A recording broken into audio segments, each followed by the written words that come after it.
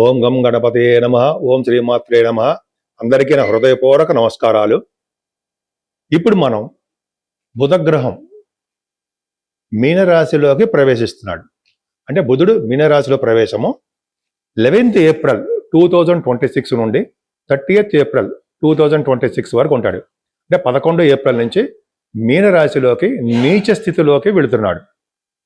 So ఈ నీచ స్థితిలో ఉండడం వలన మేషరాశి నుండి మీనరాశి వారి వరకు కూడా, అంటే 12 రాశుల వారికి ఈ బుధుడు నీచ స్థితిలో ఉండడం వలన వచ్చే ఫలితాలు ఎలా ఉండబోతున్నాయో ఇప్పుడు మనం తెలుసుకుందాం. సింహరాశి వారికి బుధుడు పాపి అవుతాడు కదా. Second house lord and 11th house lord, ధనకారకుడు, లాభాధిపతి అయినటువంటి బుధుడు అష్టమ స్థానంలో మీకు పాపిగా నీచ స్థితిలో ఉన్నాడు. సో పాపత్వంలో ఉండడం వలన మీ తెలివితేటలు కూడా కొద్దిగా అద్భుతంగా ఉండవండి, కొద్దిగా ఇబ్బంది పడుతూ ఉంటారు. అష్టమ స్థానంలో జనరల్గా బుధుడు ఉండడం వల్ల విదేశ పర్యటనలు చేస్తూ ఉంటారు. విదేశాలకు వెళ్ళడానికి అవకాశాలు ఉంటాయి. ఊహించని విధంగా లాభాలు మీకు ఉంటాయి అనుకుంటాం, కానీ ఆ లాభాలని తగ్గుముఖం పడతాయి. యాక్చువల్గా సడన్ గెయిన్స్ అంటూ ఉంటాం మనం. బుధుడు సడన్ గెయిన్స్ ఇస్తూ ఉంటాడు. ఆ గెయిన్స్ అనేవి మీకు తక్కువగా ఉంటాయి, ఊహించని విధంగా రావు. ప్రభుత్వ రంగ సంస్థల్లో పనిచేసే వాళ్ళకి కానీ, ప్రభుత్వ రంగ సంస్థల్లో వ్యాపారాలు చేసే వారికి కానీ అంత అద్భుతంగా ఏమీ ఉండదు. అంటే కాకపోతే అంటే మీకు సన్మానాలు అంటే మీకు జరగడానికి అవకాశాలు ఉన్నాయండి. సన్మానాలు అంటే మీకు తెలుసు కదా, మీకు స్టేజ్ మీద పిలిచి సన్మానాలు చేయడము, మీ పై అధికారులు సన్మానాలు చేయడము ఉంటుంది. కానీ విదేశాలకు మాత్రము ఉన్నతమైన విద్యారీత్యా, వ్యాపారాల రీత్యా, ఉద్యోగ రీత్యా కూడా మీరు విదేశాలు వెళ్తారు, స్థిరపడడానికి అవకాశాలు ఉన్నాయి. కానీ కొద్దిపాటి అనారోగ్య సమస్యలు మీకు రావడానికి అవకాశం ఉందండి. అష్టమ స్థానంలో ఉండడం వలన అనారోగ్య సమస్యలు, ఆర్థికమైన ఇబ్బందులు ఉండడానికి అవకాశాలు ఉన్నాయి. ముఖ్యంగా కుటుంబంలో కూడా మీకు కొద్దిగా ఇబ్బందులు ఉన్నాయండి. కుటుంబంలోనూ, ఆర్థికంగాను, అలాగే మీరు చేసే వ్యాపారాల్లోనూ, లేదా మీరు యాంకరింగ్గా ఉంటారు సార్, ఆ పద్ధతిలోనూ మీకేమీ కాలం కలిసి రాదంటారు సార్, ఏ మాత్రం కలిసి రాదు మీకు. కాకపోతే ఏంటంటే మీరు లక్ష్మీ అమ్మవారిని పూజిస్తే కలువ పువ్వులతో కానీ, తులసి దళాలతో కానీ, మారేళ్ళ దళాలతో కానీ ఈ అమ్మవారిని పూజించడం వలన మీకు సకల శుభాలు కలుగుతాయండి. అమ్మవారి ఆశీస్సులు ఎప్పుడు ఉండడం వలన ధన విషయంలోనూ, కుటుంబ విషయంలోనూ, వ్యాపార రంగాల్లోనూ, ఉద్యోగపరంగా ఖచ్చితంగా మీకు ధన ప్రాప్తి కలగడానికి అవకాశాలు ఎక్కువ ఉన్నాయి. అందరికీ నమస్కారం అండి. నా పేరు మీకు తెలుసు, డాక్టర్ వాడిరి ఆదినారాయణరావు. అందరికీ మీ విదేశాల్లో ఉన్న వారికి, ఇక్కడ ఉన్న వారికి కూడా పేరు పేరున నా హృదయపూర్వక నమస్కారాలు. నన్ను ఎంతగానో ప్రోత్సహిస్తూ నాకు ఫోన్లు చేస్తూ మీ జాతకాలు చెప్పించుకుంటున్న వారందరికీ కూడా నా హృదయపూర్వక నమస్కారాలు.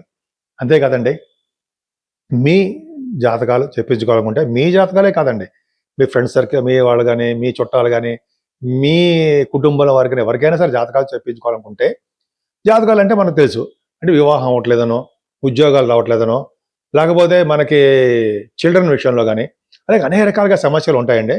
ఇవన్నీ కూడా జాతకంలో కూడా ప్రస్ఫుటంగా మనకి అవకాశాలు ఉంటాయి. ఎందుకంటే డిగ్రీస్లో చూస్తూ ఏ దశలు జరుగుతాయో చూసుకుంటూ అది చెప్పడం ఈజీగా చెప్పచ్చండి. నేను చెప్తుంటాను, ఎందుకంటే 36 years ఎక్స్పీరియన్స్ కూడా ఉంది. అంత అద్భుతమైన ఎక్స్పీరియన్స్ ఉన్నది మాత్రాన అద్భుతం అని చెప్పి మనం అనుకోకూడదు, బట్ చెప్పగలను జాతకాలు. కాబట్టి మీరు మీ జాతకాలు తెలుసుకోవాలనుకుంటే మీ date of birth, time of birth, place of birth, ఈ 3 చాలండి. ఒకవేళ లేకపోతే ఎట్లా, మీరు అడిగిన టైం ప్రకారము అది వేయచ్చండి. ప్రశ్నాశాస్త్రం అంటాం. మీరు గబుకొని అడిగే, సార్ నాకు టైమ్ ఆఫ్ బర్త్ లేదు, మీరు చెప్పగలరా అని కనీసం మీ పుట్టిన ఇయర్ అది ఉంటే మీ అంటే చెప్పచ్చు. సో అది పెద్ద ప్రాబ్లం కాదు. కానీ బట్ ఉంటే, టైమ్ ఆఫ్ బర్త్ ఉంటేనండి, పుట్టిన టైం ఉంటే కరెక్ట్గా మనం ప్రిడిక్షన్ చేయడానికి పలానా టైం నీకు ఉద్యోగం వస్తుందనో, పలానా మంత్లో మీకు పెళ్ళిళ్ళు అవుతాయనో, పలానా ఇయర్లో కానీ అది మంత్లో కానీ ఫారిన్ కంట్రీస్ వెళ్తారని చెప్పచ్చు. నేను చాలామంది జరిగింది కూడా. మీకు వీడియోస్ కావాలని పెట్టమని పెడతా కూడా. సరే, పక్క పెడదామండి. అంతేకాకుండా వాస్తు సంబంధించిన విషయాలు మీకు ఏమైనా డౌట్లు ఉన్నా, ఏమైనా మీకు అడగాలనుకున్నా కూడా మీరు వాస్తు సలహాలు కూడా నేను ఇస్తానండి. వాస్తులో కూడా నేను ఆస్ట్రాలజీ అండ్ వాస్తులో కూడా నేను చేశాను.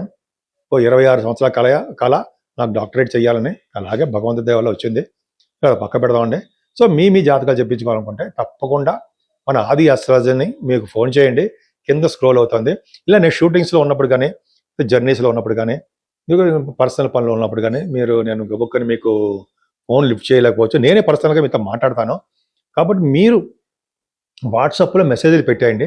నేను తప్పకుండా చూసి నేను మీతో మాట్లాడతాను. మీ జాతకానికి సంబంధించిన పరిష్కార మార్గాలు ఏ విధంగా చేస్తే బాగుంటుంది అదన్నీ చెప్తాను. అంటే లక్షలు ఖర్చు పెట్టించేమని చెప్పి ఏమాత్రం చెప్పను. నెగిటివ్ థాట్స్ కూడా అసలు ఉండవు. మీ పరిధిలో ఉన్నట్టుగా పూజలు చేసుకుంటాను, లేకపోతే మీకు అంత అద్భుతంగా దశలు బాగోకపోతే చిన్న చిన్న జపాలు చేయించుకుంటాను అని తప్ప నాకు మీకు డబ్బు ఖర్చు పెట్టడం వల్ల, మీకు డబ్బు ఖర్చు పెట్టించడం వల్ల నాకేమీ ఫలితం ఉండదు. ఆ దోషం నాకు అడ్డుకుంటుంది. కాబట్టి నా సాయశక్తిగా మీకు కష్టపడి జాతకం చెప్తాను. టైం బాగోపోతే మాత్రం కొంచెం చిన్న పరిహారాలు చేసుకోండి అని చెప్తాను, అంతే. సరేనండి. మనం ఈ నెలలో మన శుక్రుడు గురించి చెప్పుకున్నాం కదా. అసలు ఈ శుక్రుడు యొక్క ప్రభావం మనమే అందరి మీద ఉండాలంటే ఏం చేయాలి? పైగా ఈ నెలలో మనకి వైశాఖ మాసం వస్తుందండి. 18వ తారీఖు నుంచి మనం దానాలు, పూజలు అవన్నీ చేసుకోవాల్సిందే. ఎందుకంటే ఈ వైశాఖ మాసంలో శుక్రుడు కూడా ఉంటాడు కాబట్టి నెలాఖరు వరకు శుక్రుడు అంటున్నాడు, సారీ బుధుడు అండి. బుధుడు గురించి శుక్రుడు కూడా ఆలోచన చేస్తూ ఉంటుంది. నెక్స్ట్ శుక్రుడు గురించి చెప్పుకోబోతున్నాం.